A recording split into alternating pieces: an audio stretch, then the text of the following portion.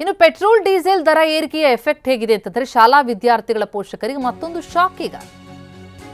ಖಾಸಗಿ ಶಾಲಾ ವಾಹನಗಳ ಪ್ರಯಾಣ ದರ ಇದೆಯಲ್ಲ, ಬಸ್ ಪ್ರಯಾಣ ದರ ಹೆಚ್ಚಳ ಶೇಕಡ 10ರಿಂದ 15ರಷ್ಟು ದರ ಏರಿಕೆ ಮಾಡೋದಕ್ಕೆ ಸ್ಕೂಲ್ ಬಸ್ನವರು ನಿರ್ಧಾರ ಮಾಡಿದ್ದಾರೆ. ಬೆಲೆ ಏರಿಕೆಗೆ ಸ್ಕೂಲ್ ಬಸ್ ಮಾಲೀಕರ ನಿರ್ಧಾರ ಪೋಷಕರಿಗೆ ಹೊರೆಯಾಗ್ತಾ ಇದೆ. ಕರ್ನಾಟಕದಲ್ಲಿ 20,000 ಶಾಲಾ ವಾಹನಗಳಿವೆ. ಪೆಟ್ರೋಲ್ ಡೀಸೆಲ್ ಬೆಲೆ ಏರಿಕೆಯಾಗಿರೋದ್ರಿಂದಾಗಿ ಈ ಶಾಲಾ ವಾಹನಗಳ ಪ್ರಯಾಣ ದರ 10ರಿಂದ 15% ದರ ಏರಿಕೆ ಮಾಡೋದಕ್ಕೆ ಸ್ಕೂಲ್ ಬಸ್ ಮಾಲೀಕರು ನಿರ್ಧಾರ ಮಾಡಿದ್ದಾರೆ. ಈಗಾಗಲೇ ಸ್ಕೂಲ್ ಫೀಸ್ ಕಟ್ಟೋದಕ್ಕಾಗದೆ ಪರದಾಡ್ತಾ ಇದ್ದಾರೆ ಪೋಷಕರು. ಅದರ ಮಧ್ಯೆ ಮತ್ತೆ ಈಗ ಮತ್ತೊಂದು ಹೊರೆ, ಅದು ಸ್ಕೂಲ್ ಬಸ್ ಫೀಸ್ ಏರಿಕೆಯಾಗ್ತಾ ಇರೋದು. 20,000 ಶಾಲಾ ವಾಹನಗಳು ಕರ್ನಾಟಕದಲ್ಲಿ ಸಂಚರಿಸ್ತವೆ. 10ರಿಂದ 15% ದರ ಏರಿಕೆ ಮಾಡೋ ನಿರ್ಧಾರ. ಎಷ್ಟು ಏರಿಕೆ ಆಗಬಹುದು ಸರ್ ಅಂದಾಜು ಒಂದು ಮಗುವಿನ ಮೇಲೆ? ಅಂದರೆ ಈ ಹಿಂದೆ ಎಷ್ಟಿತ್ತು, ಈಗ ಎಷ್ಟು ಏರಿಕೆ ಆಗಬಹುದು ಅಂತ ಈ ವರ್ಷದಿಂದ? ಈ ವರ್ಷ ಒಂದು 10% 20% ಅಂತೂ ಜಾಸ್ತಿ ಆಗುತ್ತೆ. 10ರಿಂದ 20% ಅಂತೂ 100% ಜಾಸ್ತಿ ಆಗುತ್ತೆ. ಡೀಸೆಲ್ಲು ಇನ್ನೂ ಜಾಸ್ತಿ ಆಗಿಬಿಟ್ರೆ ಜೂನಲ್ಲಿ ಇನ್ನೂ ಜಾಸ್ತಿ ಆಗುತ್ತೆ ಅನ್ನೋ ಮಾತಿದೆ. ಅದೇನಾದ್ರೆ ತುಂಬ ಏಟ್ ಬೀಳುತ್ತೆ ಸರ್. ಎಷ್ಟು ಏರಿಕೆ ಆಗಬಹುದು ಸರ್ ಅಂದಾಜು? ಈ ಬೆಳವಣಿಗೆ ಕುರಿತಂತೆ ನಮ್ಮ ಪ್ರತಿನಿಧಿ ವಿನಯ್ ಇನ್ನಷ್ಟು ಅಪ್ಡೇಟ್ಸ್ ಕೊಡ್ತಾರೆ. ಲೈವ್ನಲ್ಲಿ ಜಾಯ್ನ್ ಆಗಿದ್ದಾರೆ. ವಿನಯ್, ಒಂದಾದ ಮೇಲೊಂದು ದರ ಏರಿಕೆಯ ಬಿಸಿ ತಡ್ತಾ ಇರುವಂಥದ್ದು. ಈಗ ಡೀಸೆಲ್ ಪೆಟ್ರೋಲ್ ಬೆಲೆ ಏರಿಕೆಯಿಂದಾಗಿ ಈಗ ಸ್ಕೂಲ್ ಬಸ್ನ ಫೀಸ್ ಕೂಡ ಜಾಸ್ತಿ ಆಗುತ್ತೆ ಅಂತಾರೆ. ಪೋಷಕರಿಗೆ ಬಹಳ ದೊಡ್ಡ ಹೊರೆ. ಈ ಒಂದು ಸ್ಪಷ್ಟವಾದ ನಿರ್ಣಯಕ್ಕೆ ಬಂದಾಗಿದೆಯಾ? ಎಷ್ಟು ಏರಿಕೆಯಾಗಬಹುದು? ಪ್ರತಿಮಾ, ಸದ್ಯಕ್ಕೆ ರಾಜಧಾನಿಯಲ್ಲಿ ಬೇಸಿಗೆ ರಜೆ ಮುಗಿತಾ ಇದ್ದ ಹಾಗೆ ಶಾಲೆಗಳು ಕೂಡ ಆರಂಭ ಆಗ್ತಾ ಇದೆ. ಬೆಂಗಳೂರಿನಲ್ಲಿ ಇವತ್ತಿನಿಂದ ಕೆಲವೊಂದಿಷ್ಟು ಖಾಸಗಿ ಶಾಲೆಗಳ ಆರಂಭ ಆದರೆ ಮುಂದಿನ ಸೋಮವಾರದಿಂದ ಬಹುತೇಕ ಖಾಸಗಿ ಶಾಲೆಗಳು 1ರಿಂದ 12ನೇ ತರಗತಿವರೆಗೂ ಕೂಡ ಶಾಲೆ, ಪ್ರೌಢಶಾಲೆ, ಖಾಸಗಿ ಪದವಿ ಪೂರ್ವ ಕಾಲೇಜುಗಳು ಕೂಡ ಆರಂಭ ಆಗ್ತಾ ಇದೆ. ಇನ್ನು ಮೇ 31ರಿಂದ ಸರ್ಕಾರಿ ಶಾಲೆಗಳ ಆರಂಭ ಆದರೆ ಇಂತಹ ಸಂದರ್ಭದಲ್ಲಿ 2 ತಿಂಗಳ ನೆಮ್ಮದಿಯಾಗಿದ್ದಂಥ ಪೋಷಕರಿಗೆ ಈಗ ಶಾಲಾ ಆರಂಭದ ಸಮಯದಲ್ಲಿ ಡಬಲ್ ಶಾಕ್ ಸಿಕ್ಕಿದೆ. ಯಾಕಂದರೆ ಒಂದು ಕಡೆ ಶಾಲಾ ಕಾಲೇಜುಗಳಲ್ಲಿ ಖಾಸಗಿ ಪ್ರೈವೇಟ್ ಅಸೋಸಿಯೇಷನ್ದವರು ಕೂಡ ಸೇರಿದಂತೆ ಬಹುತೇಕ ಕಾಲೇಜುಗಳು ಇಂಡಿವಿಜುವಲ್ ಆಗಿ 10ರಿಂದ 15% ಶುಲ್ಕವನ್ನು ಏರಿಕೆ ಮಾಡಿಕೊಂಡಿವೆ. ಹೀಗಾಗಿ ಇದರ ಒಂದು ಬಿಸಿ ನಡುವೆ ಈಗ ಪೆಟ್ರೋಲ್ ಡೀಸೆಲ್ ಬೆಲೆ ಏರಿಕೆ ಆಗ್ತಾ ಇದ್ದ ಹಾಗೆ ಶಾಲಾ ವಾಹನದ ಮಾಲೀಕರಾಗಿರ್ಬೋದು, ಅಸೋಸಿಯೇಷನ್ದರಾಗಿರ್ಬೋದು, ಆ ಶಾಲಾ ಹಂತದಲ್ಲಿರುವಂತಹ ವ್ಯಾನ್, ಬಸ್, ಟಿಟಿ ಮಾಲೀಕರು ಕೂಡ ಈಗ ಕನಿಷ್ಠ 10ರಿಂದ 15% ವ್ಯಾನ್ ಶುಲ್ಕವನ್ನು ಏರಿಕೆ ಮಾಡ್ಕೊಳ್ಳೋಕೆ ಮುಂದಾಗಿದ್ದಾರೆ.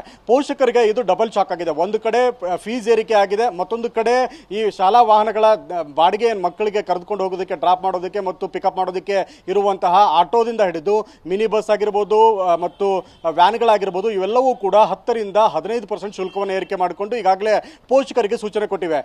ಇಷ್ಟು ದಿವಸ 2,000, 2,500 ಇದ್ದಂತಹ ಮಕ್ಕಳಿಗೆ ಪ್ರತಿ ತಿಂಗಳ ಬಾಡಿಗೆ ಈಗ 3,500 ಏರಿಕೆ ಆಗ್ತಾ ಇದೆ. ಇದು ಪೋಷಕರಿಗೆ ನಿಜಕ್ಕೂ ಕೂಡ ಒಂದು ದೊಡ್ಡ ಮಟ್ಟದಲ್ಲಿ ಸಂಕಷ್ಟ. ಯಾಕೆಂದ್ರೆ ಪೋಷಕರು ಕೂಡ ಟಿವಿ9 ಜೊತೆಗೆ ಮಾತಾಡ್ಕೊಳ್ತಾ ಹೇಳ್ತಾ ಇದ್ದಾರೆ, ಎಲ್ಲವೂ ಕೂಡ ಏರಿಕೆ ಆಗ್ತಾ ಇದೆ. ನಮಗೆ ಈ ಕಳೆದ ಒಂದು 15-20 ದಿವಸದಿಂದ ನಮ್ಮ ವೇತನ ಮಾತ್ರ ಸ್ಥಿರವಾಗಿದೆ. ಆದರೆ ಈ ಸದ್ಯದ ಮಕ್ಕಳ ಶಾಲಾ ಆರಂಭದ ಜೊತೆಗೆ ಈಗ ಶಾಲಾ ಶುಲ್ಕ ಏರಿಕೆ ಆಗ್ತಾ ಇದೆ, ಟೆಕ್ಸ್ಟ್ ಬುಕ್, ನೋಟ್ಬುಕ್ಸ್ಗಳ ಬೆಲೆ ಏರಿಕೆ ಆಗ್ತಾ ಇದೆ, ಇದರ ಜೊತೆಗೇನೆ ಸಮವಸ್ತ್ರದ ಬೆಲೆ ಏರಿಕೆ ಆಗ್ತಾ ಇದೆ. ಮತ್ತೆ ಇದರ ಜೊತೆಗೆ ಈಗ ಶಾಲಾ ಶುಲ್ಕ ಜೊತೆಗೆ ವ್ಯಾನ್ಗಳ ಶುಲ್ಕ ಕೂಡ ಏರಿಕೆ ಆಗ್ತಿರೋದು ನಿಜಕ್ಕೂ ಕೂಡ ನಮಗೆ ದೊಡ್ಡ ಬರಸಿಡಲಾಗಿದೆ. ಯಾಕಂದ್ರೆ ದೈನಂದಿನ ಜೀವನ ನಡೆಸ್ಕೊಳ್ಬೇಕು, ನಮ್ಮ ವೇತನದಲ್ಲಿ ಯಾವುದೇ ರೀತಿಯಂತ ಹೆಚ್ಚಳ ಆಗಿಲ್ಲ, ಆದರೆ ಸದ್ಯದ ಖರ್ಚುಗಳು ಕೂಡ ಹೆಚ್ಚಾಗ್ತಾ ಇದೆ. ಮಕ್ಕಳ ಶಿಕ್ಷಣ ದೃಷ್ಟಿಕೋನದಿಂದ ನಾವು ಕಳಿಸ್ಬೇಕಾಗತ್ತೆ. ಬೆಂಗಳೂರಲ್ಲಿ ಯಾವುದೋ ಒಂದು ಆಟೋನೋ ಅಥವಾ ಬಸ್ಗಳು ನಂಬಿಕೊಂಡು ಮಕ್ಕಳನ್ನ ಶಾಲೆ ಕಳ್ಸೋಕ್ಕಾಗಲ್ಲ. ಯಾಕಂದ್ರೆ ದೊಡ್ಡ ಸಿಟಿ ಆಗಿರೋದ್ರಿಂದ ತುಂಬಾ ಪೋಷಕರಿಗೂ ಕೂಡ ಭಯ ಇರುತ್ತೆ, ಆತಂಕ ಇರುತ್ತೆ. ಹೀಗಾಗಿ ಒಬ್ಬ ಸ್ಕೂಲ್ ವ್ಯಾನ್ಗಳಿಗೆ ಕೊಟ್ಟರೆ ಅವ್ರು ಪಿಕಪ್ ಮಾಡಿಕೊಂಡು ಮಕ್ಕಳ ಶಾಲೆ ಮುಗಿದ ನಂತರ ಮನೆಗೆ ಡ್ರಾಪ್ ಮಾಡ್ತಾರೆ ಅನ್ನುವಂತಹ ಒಂದು ವಿಶ್ವಾಸ. ಯಾಕಂದ್ರೆ ಪೋಷಕರು ಕೂಡ ಕೆಲಸಕ್ಕೆ ಹೋಗಿರ್ತಾರೆ, ಬೇರೆ ಬೇರೆ ಕೆಲಸಗಳಲ್ಲಿ ಇರ್ತಾರೆ. ಹೀಗಾಗಿ ಇದನ್ನೇ ನಂಬ್ಕೊಂಡಿದ್ದಾರೆ. ರಾಜ್ಯದಲ್ಲಿ ಬೆಂಗಳೂರು ಸೇರಿದಂತೆ ರಾಜ್ಯದಲ್ಲಿ 20,000ಕ್ಕೂ ಹೆಚ್ಚು ಪ್ರೈವೇಟ್ ಶಾಲಾ ಕಾಲೇಜುಗಳ ಸ್ಕೂಲ್ ವ್ಯಾನ್ಗಳಿವೆ.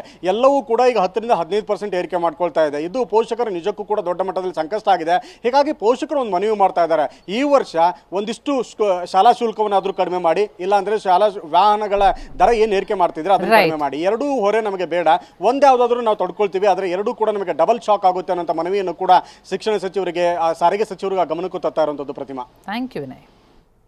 ಪೇರೆಂಟ್ ಆ್ಯಕ್ಚುಲಿ ಇರೋರೇನೋ ಕಟ್ತಾರೆ ಸರ್, ಇಲ್ಲದೆ ಇರೋರ್ದೇನೆ ಆ್ಯಕ್ಚುಲಿ ಯೂಶಲ್ ಆಗಿ ನಮಗೆ ಪ್ರಾಬ್ಲಮ್ ಆಗಿರೋದು. ಈಗ ಅವ್ರಿಗೆ ಬರ್ಡನ್ ಆಗ್ತಿದೆ. ಹೇಗೆ ಅಂತ ಹೇಳೋದಂದರೆ, ಈಗ ಕೆಲವ್ರ ಹತ್ರ ಇರುತ್ತೆ, ಕೆಲವ್ರ ಹತ್ರ ಇರೋದಿಲ್ಲ. ಕೆಲವ್ರು ಮಿಡಲ್ ಕ್ಲಾಸ್ ಪೀಪಲ್ಲು, ಕೆಲವರು ಲೋವರ್ ಮಿಡಲ್ ಕ್ಲಾಸ್ ಪೀಪಲ್ ಇರ್ತಾರೆ.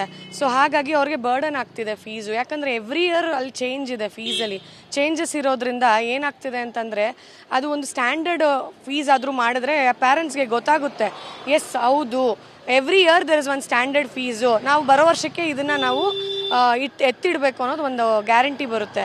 ಈಗ ಇಲ್ಲಿ ಏನಾಗ್ತಿದೆ ಅಂದರೆ ಎವ್ರಿ ಇಯರ್ ಹೈಕ್ ಮಾಡೋದ್ರಿಂದ ಅಲ್ಲಿ ಏನೋ ಒಂದು ವೇರಿಯೇಷನ್ ಬಂದಾಗ ಅದನ್ನು ಅವರು ಕೂಡಿಸ್ಕೊಳ್ಳೋದು ಸ್ವಲ್ಪ ಕಷ್ಟ ಆಗ್ತಿದೆ. ಈ ವರ್ಷ ನಿಮಗೆ ಡಬಲ್ ಶಾಕ್ ಒಂದು ಕಡೆ. ಅವ್ರಿಗೂ ಮನೆ ಎಲ್ಲ ಸಾಗಬೇಕಲ್ವಾ, ಇಲ್ಲಿ ನಮ್ಮಂಥವ್ರ ಮೇಲೆ ಹಾಕ್ತಾರೆ, ಇನ್ನೇನು ಮಾಡ್ತಾರೆ ಅವರು. ಬಟ್ ಪೆಟ್ರೋಲು ಡೀಸೆಲ್ ಜಾಸ್ತಿ ಆಗಿದೆ ಅಂದರೆ ನಮ್ಮ ಇದ್ರ ಮೇಲೆ ನಾವು ಬೇಸ್ ಮೇಲೆ ನಾವು ಎಲ್ಲರ ಮೇಲೆ ಒಬ್ಬರು ಜಾಸ್ತಿ ಆಯಿತು ಅಂದರೆ ಇನ್ನೊಬ್ಬರ ಮೇಲೆ ಹಾಕ್ಲೇಬೇಕು.